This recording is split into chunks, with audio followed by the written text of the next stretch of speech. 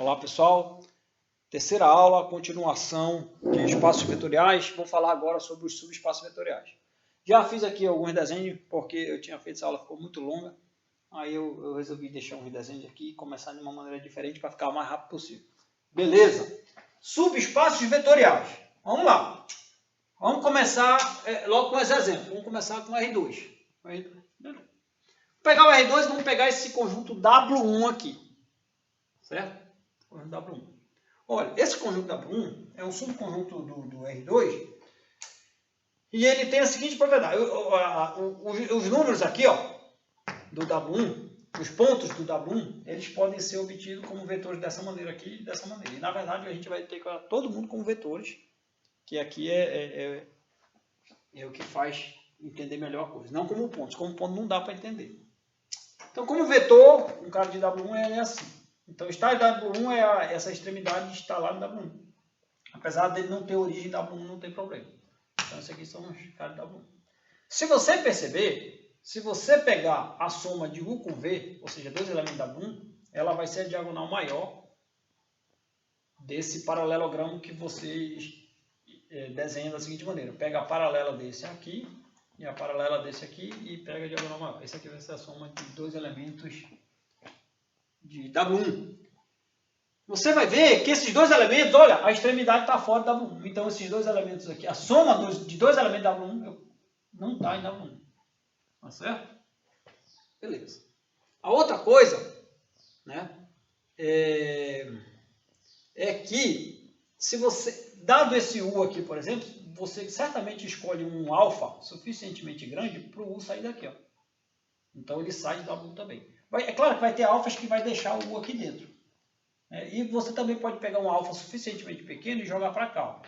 Aí ele sai W1. Se você pegar um alfa negativo, ele já vai jogar para cá. Ó.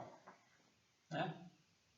Se você pegar o alfa negativo, vai ficar aqui, simétrico aqui, né, com relação à origem. Já está fora W1. Ou seja, esse W1, existem elementos lá que quando você soma, a soma sai do W1. Existem escalares que quando você multiplica, faz o produto para escalar, o produto sai do W1. Isso não acontece para todos, mas pelo menos para alguns ele vai acontecer. Acontece para um monte aí. Tá certo? Então esse subconjunto do R2, ele não é um subconjunto bom de trabalhar. Porque se eu estou no R2 todo e escolhi um subconjunto para trabalhar, né? De tal maneira que eu pego as operações lá do R2 e induzo nesse conjunto, a operação de soma e produto por escalar, vou induzir nesse conjunto, eu preciso que essas coisas fiquem lá dentro do W1 para eu poder trabalhar no W1. Mas ela está saindo do W1, isso não é legal. Então, esse aí vai ser um tipo de conjunto que não me agrada. Eu não quero usá-los para estudar separadamente. Certo? Então, eu quero ver quais são os subconjuntos que eu vou estudar separadamente, chamados subespaços vetoriais. Então, esse daqui ainda não é um adequado. A outra coisa é que se eu pegar o conjunto, ao invés de pegar lá, eu pegar aqui, ó, contendo a origem, né? Outra coisa é que esse conjunto W1, ele não contém o elemento neutro da soma lá do espaço vetorial R2. Ele não contém. Isso também é ruim. Nós vamos ver depois por quê. Mas então eu pego esse aqui que contém o elemento neutro do R2, que é o 0, 0. Né? Eu pego esse daqui. Beleza, esse contém, mas ele tem o mesmo problema desse daqui. Eu consigo dois elementos do W2, né, cuja soma cai fora de W2. E também, novamente, não é legal. Inclusive, produto por escalar. Produto por escalar, eu consigo um alfa suficientemente grande que ele vai para cá para fora. Tá certo? Ou eu posso mudar ele para cá, para fora de W2, multiplicando por um alfa negativo de tal maneira que saia para cá. Eu consigo isso, né? Se vocês fizeram o que eu pedi lá das interpretações geométricas lá, dos vetores no R2, da soma, do produto por escalar, aí vocês estão me entendendo bem aí. Por isso tem que fazer as coisas que eu estou pedindo aqui, para a gente avançar desse jeito. Então, beleza. Então, aqui um exemplo que contém a origem, mas também não é legal. Eu me restringi a um conjunto para poder trabalhar lá dentro, ficar lá dentro trabalhando, mas de repente sai. Aí não dá, meu amigo. Aí isso daí não é legal. Não vou estudar esse conjunto, aí não me serve. Então, o que me serve são conjuntos que contêm a origem e que a soma de dois elementos quaisquer, a soma induzida do todo, né? Induzida, ou seja, que eu restringo ela ao conjunto, já que isso é um subconjunto do todo, eu posso pegar a soma e fazer só para os elementos que eu escolhi aqui. A gente chama de operação induzida. Inclusive a operação por escalar. Ela tem que permanecer aqui dentro do conjunto. Tá bom? Tem que permanecer aqui dentro. Então essas são as coisas que eu escolhi. Agora vamos pegar, depois eu defino o subespaço.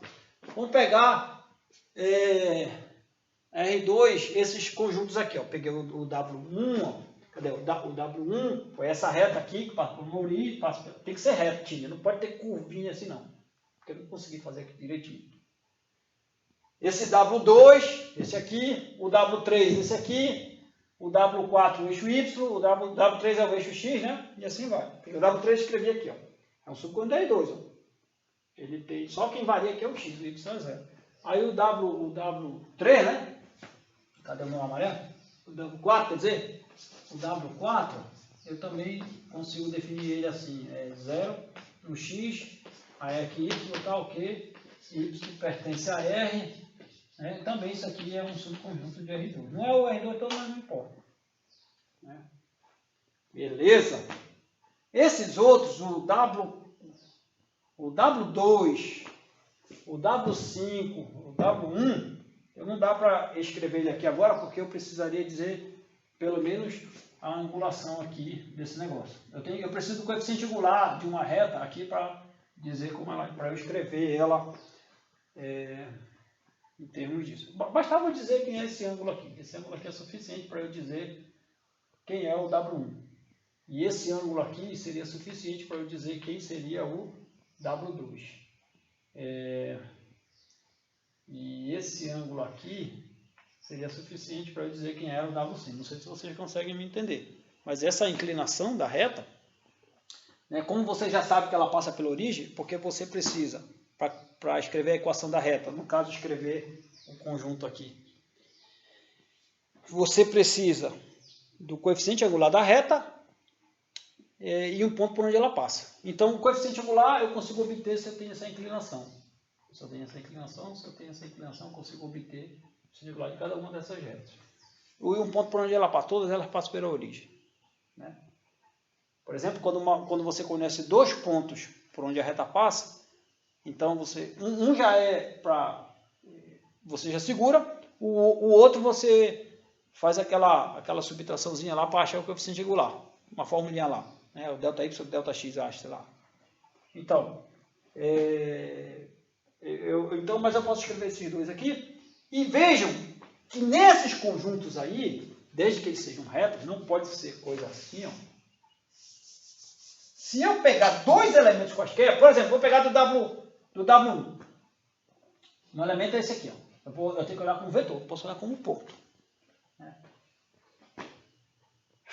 Aí eu pego outro, um U do W1 e um V do W1. Se você somar, toda vez que você soma dois vetores paralelos, né, eles continuam paralelos, ou seja, eles vão continuar aqui na reta. Então isso aqui é o U e aqui é o V, o U mais V vai estar por aqui. Né? Ou seja, a soma de dois elementos qualquer W1 vai estar em W1. Né?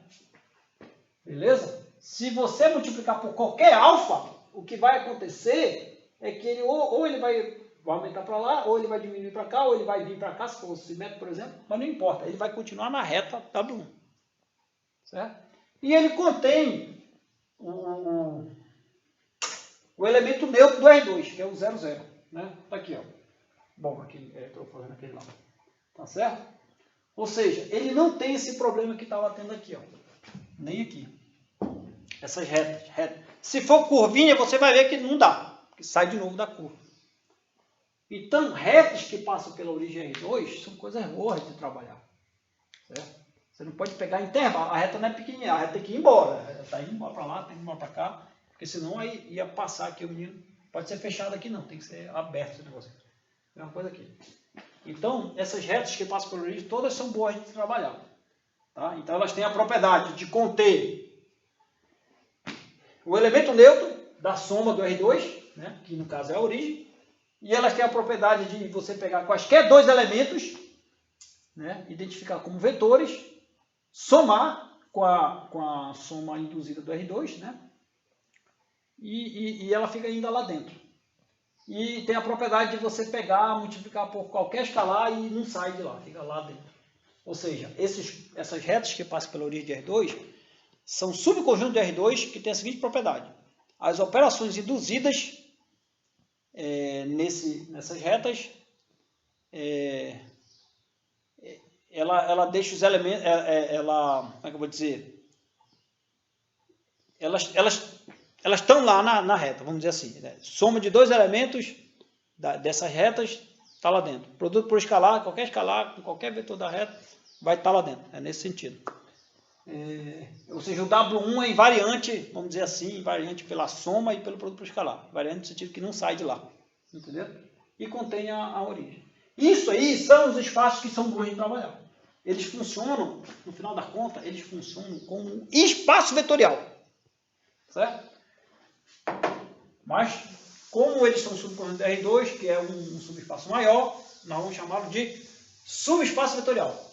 Então, pessoal, um subespaço vetorial é um W, um conjunto do V, é um conjunto do V, subconjunto do V, o V como espaço vetorial, né? É um subconjunto do V. Certo? Inclusive pode ser o V todo, isso aqui está dizendo que pode ser o V todo. Tal que a origem de V ainda está em W. Né? A soma de dois elementos de W ainda está em W. O produto por escalar, vou botar, o produto por escalar não sai de W. Para todo U de W e para todo alfa, que eu escolhi R, né? Está escolhendo R para atuar lá. Então são essas propriedades aqui. Ó. Isso aqui implica P1, P2, vamos fazer na ordem, S1, S2, S3, S4, P1, P2, P3 e P4. Aqui para qual operação? Para a operação soma de V restrita a W. Né? Isso aqui é só um simples para dizer que é a operação de soma do V restrita ao subconjunto W. E aqui o produto escalar, né? Produto por escalar restrita ao W. Né? Não sei se vocês prestaram atenção, não, é só para eu explicar aqui. Ou seja, essas três coisas aqui são suficientes para dizer que o W, por si só, é um espaço vetorial com as operações induzidas de V. Por isso que ele é bom de trabalhar. Entendeu? Então, se caísse fora, não funciona. Estou falando. Né? Então, acredita em mim, na pesquisa não funciona. Tá? Então, é um exercício, eu não sei se vocês querem fazer, não vejo algo tão extraordinário assim fazer ou não esse exercício, mas se vocês quiserem fazer, prove que essas coisas implicam todas essas propriedades em W, com a soma. Isso faz sentido, porque a soma era para elementos de V, mas W são elementos de V, porque são subconjuntos de... O W é um subconjunto de V, então os elementos de W são elementos de V, então eu posso fazer soma deles, faz sentido. A mesma coisa o produto por escalar, tá bom? Então, vocês podem provar que isso aqui implica nisso, certo? Mas o importante é ver essas aqui. O importante é que essas três implicam que W é espaço vetorial com as operações induzidas. Né? Com as operações induzidas, essa e essa.